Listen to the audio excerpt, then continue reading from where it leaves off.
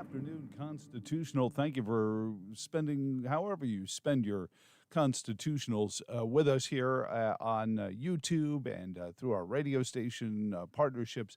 I want to begin today with a question that has consumed generations, honestly, and in mass media, we can be kind of guilty of this, and it's an oversimplification, and often it's because we're overly simple.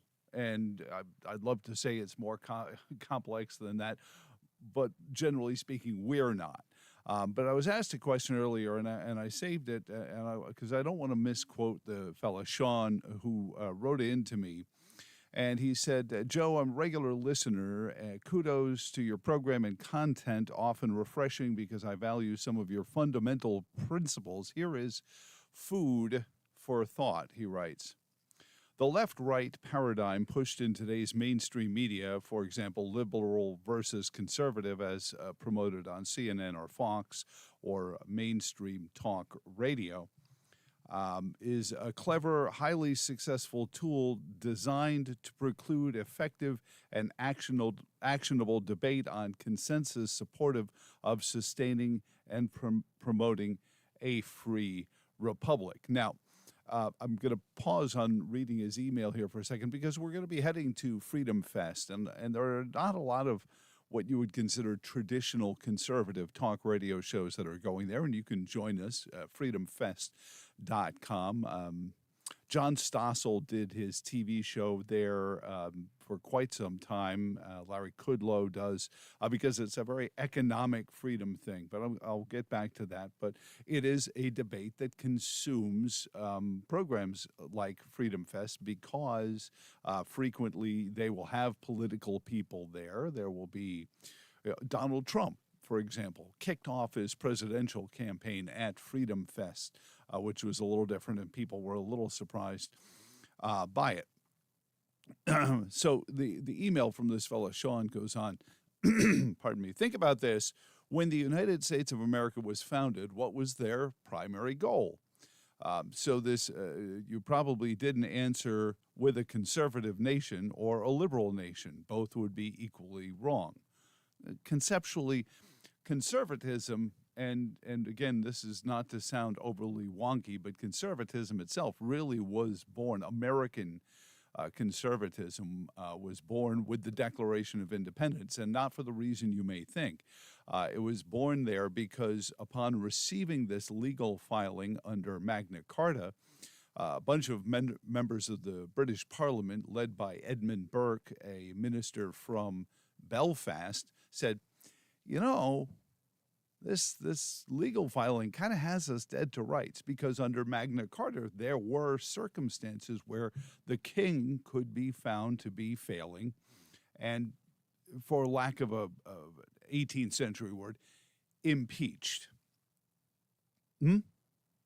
Yeah, oh yeah, I understand the word impeach and existed in the 18th century. I'm just saying that it wasn't one of the things. Anyway, so this begs the question, he goes on, and this is where it becomes compelling to me, and I thought I'd share with you my thoughts on his question.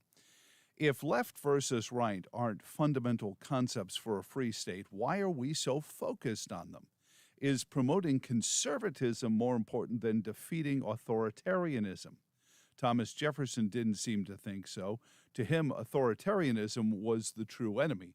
This, again, if I'll pause from reading Sean's email for a second, this was why Jefferson chose to run for president in 1800, because John Adams had begun promoting and signing Alien and Sedition Acts, many of which spoke about the very behaviors that the founding fathers undertook in their insurrection against the king and court. So why is it difficult for Americans today, Sean's email goes on to say, to see that we face the same challenge today? I'll answer you. Effective and nonstop media propaganda.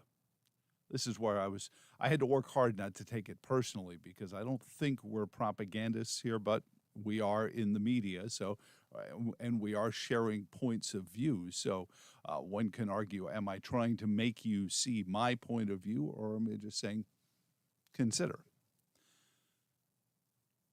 We've been handed a skewed and flawed left-right argument, intentionally designed, Sean writes, to prevent an effective response by the people against ever-expanding authority and increased limitation of our rights and freedoms.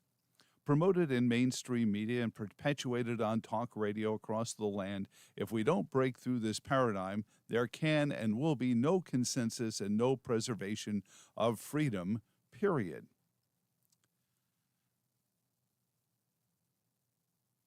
So he goes on, in clear, vivid color, he writes, the premises of the Declaration of Independence and U.S. Constitution are liberty versus authoritarianism, not conservative versus liberal. I can argue conservative or liberal political agenda all day long and get bigger government no matter what, more regulation, less individual freedom. So I sat and I ruminated on his point here for a little bit, and I sent him this. Interesting and well considered. The conundrum we sometimes fumble around with on the radio and on television, in conservative circles anyway, liberty versus tyranny is an abstract, while conservative versus progressive are static contrasts in governing philosophy.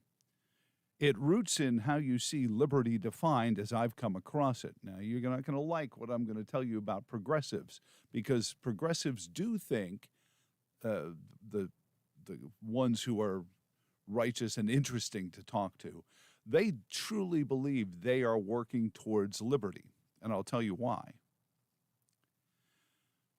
As an intellectually honest progressive views liberty as freedom from want or need, and pursues a governing structure that will create that work. Conversely, a United States conservative, and I say it that way because lots of other countries have different governing structures, and therefore a conservative in Germany is different than a conservative in the United States. But a U.S. conservative looking for a world free from external constraint on your life is looking at the foundational concepts of the country as the best toolkit to date to provide that, and works towards a return to it. I have often said that I grow twitchy about the word conservative, especially as we get further and further away from the foundational principles of this country. I would prefer to be referred to as a restorative, somebody who looks upon free market capitalism and a government whose sole purpose is to defend your rights, especially once they've been transgressed. There is, of course, the economics, I go on to write, of either on top of it, but the conservative, but by the conservative, we often mean, when we are heard talking about it on the radio, it is frequently one that celebrates the system we are living in now, and is more authoritarian than wants to organize the trappings of an open and free marketplace. Because we want to be seen as being pro-job, so we'll be pro-job creators. If there's a company and they're creating jobs, well, then we want to be seen as being pro-jobs. Therefore, we often wind up in the trap of being crony capitalists because we're trying to protect jobs so that people can have the economy necessary to lead that fulfilling life. And that's where conservatives get kind of herded off the field and find themselves in an authoritarian place. Because in that place, what winds up happening is the community. The community then actually starts to wonder, maybe we should protect our rights, our privileges, our liberties through, governmental integration. We want to we want to protect our individual liberties. We want to protect our rights, our privileges by writing laws and creating different kinds of governing structures that will create an environment where people can work, and therefore by the work they will make the money. And you see how we wind up both at the end of the same, which is a progressive's view, which is a freedom from want. And that's the key difference, is a progressive, an intellectually honest progressive will be out there looking for a freedom from want, a freedom from poverty, a freedom from concerns about whether or not they have enough to eat. And therefore, what winds up happening is both the, quote, conservative, which is trying to protect their jobs so they have a freedom from want, and the progressive, who just wants higher and higher taxes, bigger and bigger government to provide those on the lower end of the economic spectrum freedom from want. Both wind up in the same place. And I think, Sean, that's what you're getting at, which is that feeling that what we consider the modern American conservative, who is often just trying to fit it into a 5 or 6 minute segment on their talk radio show. So we're not really diving deep into Edmund Burke and Russell Kirk and free market, Adam Smith. Adam Smith plays such a big role in conservatism, because a vibrant economy full of choices where you can work for whoever you feel the idea to go into business with. Some people are the business creators, and some people are the business assistants. Not everyone's going to come up with the idea for the better mousetrap. So what you do is you say, wow, I kind of like the idea of that better mousetrap. I'm going to go help the guy out who invented it, and I'll go work with them and do what I can to help his business be prosperous. And in a free market, the government isn't laying heavy, burdensome regulations on the creator of that better mousetrap, that newer mousetrap. However, mousetraps are us, probably would like them to. And they will probably go to a member of Congress and say, hey, I don't know, this better mousetrap company, I might have to lay off people in your district, Mr. Congressman. And that's where the crony capitalism starts to wheedle its way in. And it's under, as I said, the same premise of freedom from want, freedom from strife, freedom from struggle. And that's the bigger concern. And that's why I think you feel like, especially political conservatives, Republicans mostly, seem like they're just a different shade of the progressive, because they're both looking for the freedom from strife, freedom from poverty, freedom from struggle, whereas a real American free market Adam Smith conservative is saying the struggle is the thing. The struggle is, it has to be, because if there's struggle, that means there's innovation. And you keep the government simply to a place where its sole purpose is to punish those who have already transgressed your rights. You can't stop somebody from transgressing your rights, but you can punish them when they do and make sure that it is of such a timbre that nobody else would ever consider such a thing again. We're going to be joined here as we transition out of that. I just thought that was an interesting conceptual discussion regarding what is conservatism, because we hear often, label, slap a label on here, slap a label on there. What is conservative versus what is progressive? And unfortunately, politically, because they're in the government, they view the government as the answer, which unfortunately is a progressive view no matter what. Yes, you need to have laws. Yes, you need to have structure in your society, but those are the simple, facts of punishing people when they transgress your rights. I want to show you this before Ben Knotts joins us from Americans for Prosperity. You're maybe wondering why in the world on June 26th is Joe wearing Christmas lights on his shirt? Well, do the math.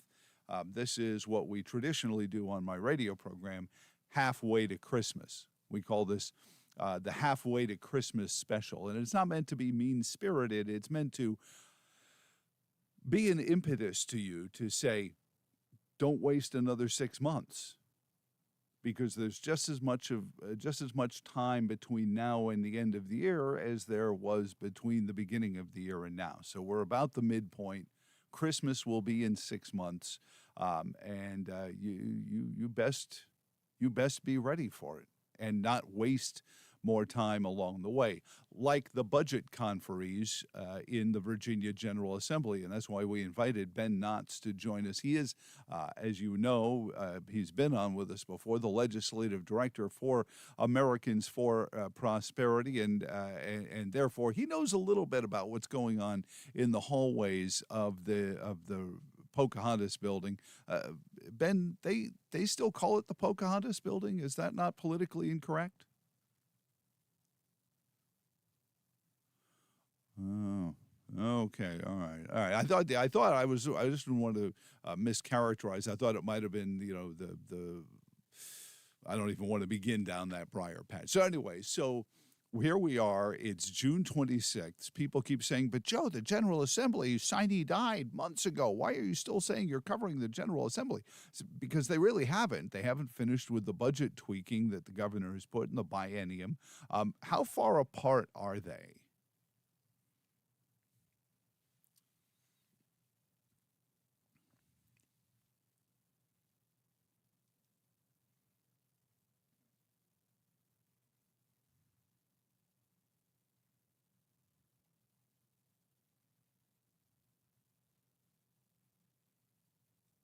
Mm-hmm.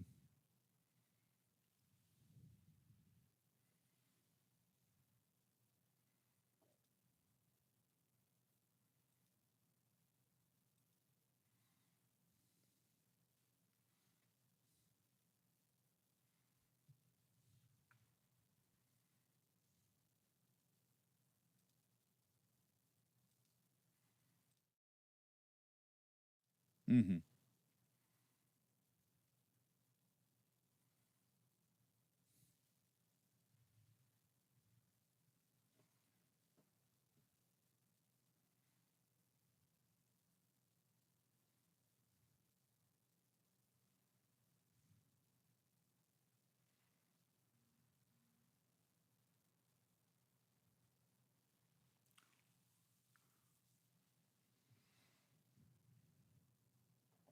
Mm.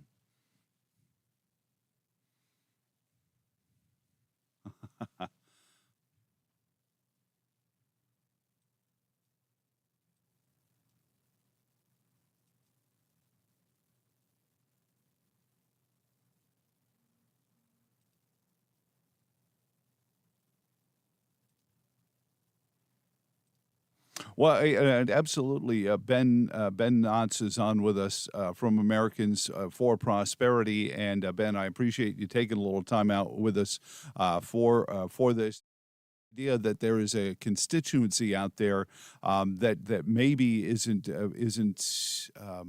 hasn't been heard from before is interesting. So are you thinking that perhaps the budget conferees could find themselves wind up with a much more conservative, maybe more for Glenn Youngkin in terms of tax cuts and those kind of things, or is this going to be more along the lines of what we saw before, which is um, the kind of get along to go along situation that we've seen in years past, Ben, regarding the budget?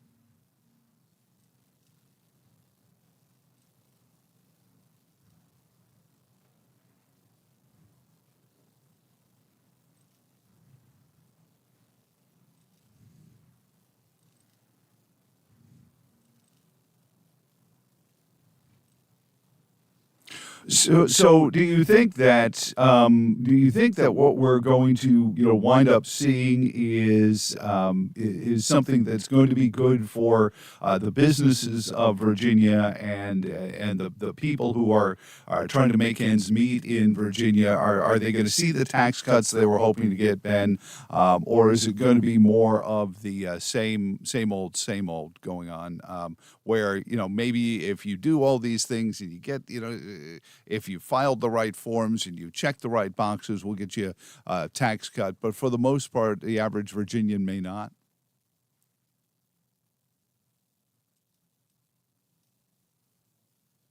Hey, Ben, I think we lost your audio there. Hang on one quick second there and see if we can't get Ben back into the audio queue here. And Ben, go ahead and give us your thought on where we are in terms of the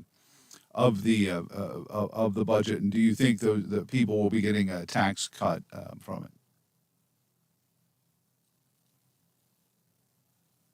We're still, hang on one second, Ben, because we've lost your audio here. We were on location on Friday, and somebody switched something somewhere. So we've got to get your microphone back on here so that we can hear you and get back to hearing what you had to say. And I appreciate your taking a couple of moments out and hanging out with us while we set this back up. All right, Ben, go ahead. I think we've got you back. Yeah, I hear you now.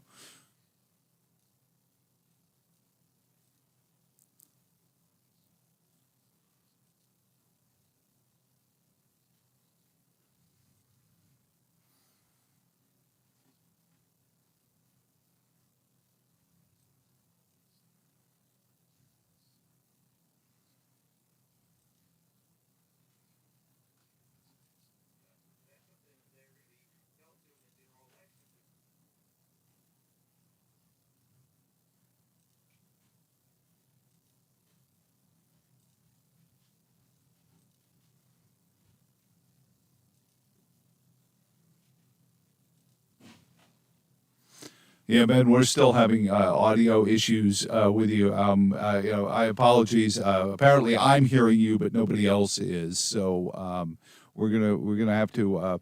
But I wish we knew sign language here because it's something that I think it's important for everyone to hear what's going on here. Let's try one more set here. Ben, go ahead. Let me see if we got you back here. No. And we're definitely not hearing you, Ben. I apologize for that. It was a matter of we were on location and we were doing things with smaller setup here, and now apparently we can't hear you, which makes your answers not all that bad. I heard what Ben said, and so what I will tell you is that it really comes down to the budget conferees and the fact that what we're seeing is a new paradigm with a lot of folks who lost their elections. Nod, right, Ben? There you go. I appreciate it. Ben Nods, Americans for Prosperity. He's much more engaging than this, and I'm very embarrassed for the fact that we weren't able to hear you, Ben. I heard you fine, so I'll just translate what you said. But I appreciate it, sir, and you have a good rest of the afternoon. Well, that was awkward there, and apologies for that. And we will try to get Ben back on a future episode. But he was saying basically because the General Assembly has changed its makeup and because it's now got a bunch of members who have lost their reelection campaigns, that is going to change a lot of the calculus there. So with that egg on our face, I apologies for that because it doesn't do you much good if you can't hear the answers. Ben would be proverbially the conservative falling in the woods with nobody there to hear it. So until next week when we take all this apart and figure out what somebody flipped to change it all, I appreciate you being here. And until tomorrow, so long and thanks for all the fish.